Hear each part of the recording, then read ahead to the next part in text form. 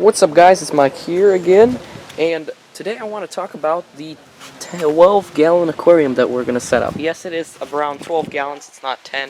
I already tested out with my 5-gallon bucket here, just for scale. Here you go, you guys can see. The bucket looks pretty big, but it fits a lot of buckets in there. But the key thing that I wanted to talk about was some SUBSTRATE brand natural play sand. You don't want to get the other sand, which is slightly cheaper, but it's horrific. This one is great since it's designed for children. It's not going to release any chemicals, or the other sand is basically concrete sand. Well, guess what? It's $1 cheaper, but still, you're getting 50 pounds. Literally, 2 bags of these will be more than enough for 55 gallons. So you're just going to spend 10 bucks on basically SUBSTRATE for a 55 gallon if you're going to make it planted and look really nice. This is the first sand tank that I'm setting up. The planted tank over here is just regular planted tank, full stratum, volcanic soil actually. It's not sand, it's just very light. But you can get issues with it, and like you guys could see, I have algae blooms on the glass though. But I'm glad that the water is clearish for now, clearish. And glad that by reducing the light, plants are starting to clear up too, so that's also great. Snails are cleaning it up pretty well, not that much food laying around, but some of the plants are affected more by the algae than others. Like moss has zero effect. This little grass thing has diatoms all over the leaves. I don't know if you guys could see. It actually cleared up a lot.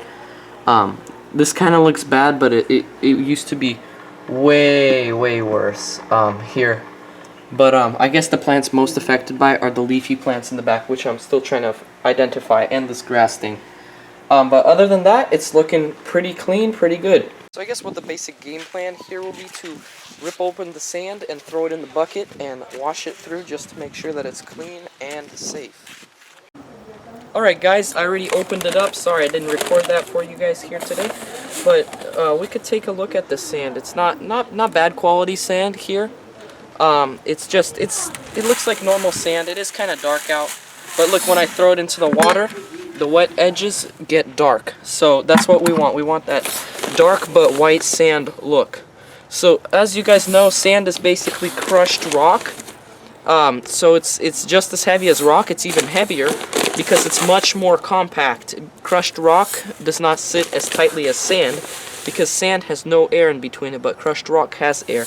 So this is why sand is not recommended as much for heavily stocked aquariums. It's actually not recommended at all because bacteria, beneficial bacteria, will have a hard time living in the sand because of they can only live on the surface, and if the fish moves the sand, then they basically literally get drowned in the water because of no oxygen.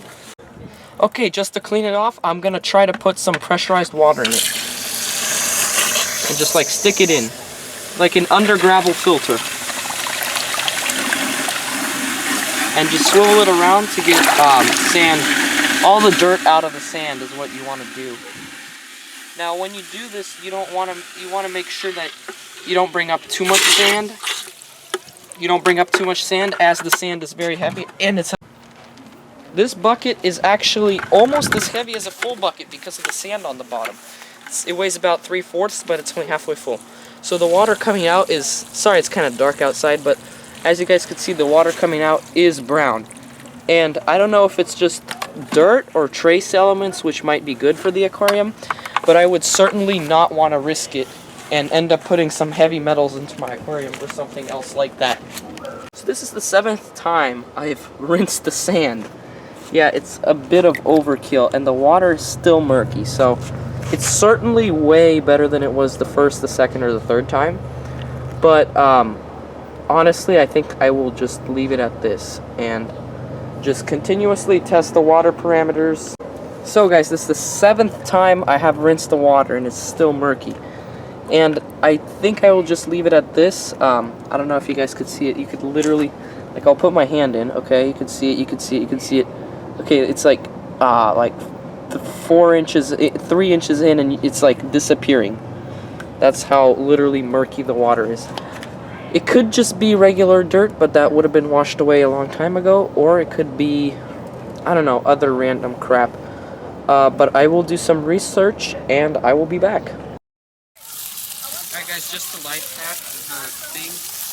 I just took a regular hose, and it's nighttime right now, like I said before, and a ton of sand on the bottom, added a lot more, and we're doing overflow right now to clean it off. You can see the water is super dirty. Like, I put my fingers in again, and this is with overflow. I cannot imagine how much mineral it holds. Literally 3 inches down, and you can't even see it. This is a ton of minerals and stuff on it, so I'd rather water my lawn with it rather than get rid of it and stuff. Okay guys, right here, the water is clean and clear, and it's just murky right now because of air bubbles coming out of the hose. That's how our water is. When you get fresh water, very fresh water, and it's been coming out a lot out of the tap, there's like little murky air bubbles, but as you can see, there's a dramatic difference. It's crystal clear, it's white. It's no longer a yellowish mineral color, which means all the minerals are gone and it's good. So we have been overflowing it for about, I would say roughly 4 minutes, but yeah, that is intense for sand, but it's, all in all, you're watering your lawn, which you would do anyways, and it's worth it.